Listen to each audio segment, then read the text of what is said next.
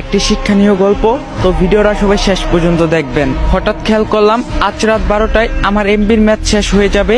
এখন এই কয়েক ঘন্টার মধ্যে আমাকে 50 জিবি এমবি শেষ করতে হবে।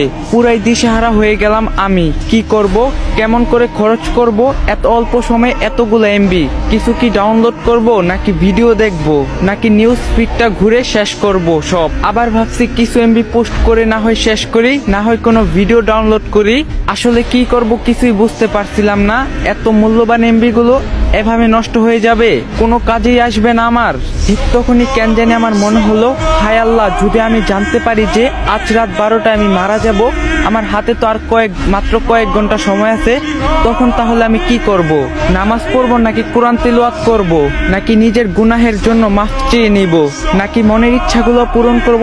আচ্ছা, আপন মানুষগুলোর সাথে শেষ সময় কাটিয়ে দিলে কেমন হয়? থাক, আগে একবার দেখে নিই দেনা পাওনা কি কি আছে। ঋণের বোঝা নিয়ে কবরে না যাওয়াই ভালো। ও আল্লাহ, বলে দাও আসলে কি করব এই অল্প সময়ের মধ্যে?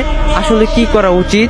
আপনারাও একটু ভেবে দেখুন তো। সত্যি যদি জানতে পারেন যে এই দুনিয়ায় আজকেই আপনার শেষ দিন, তখন আপনি কি করবেন?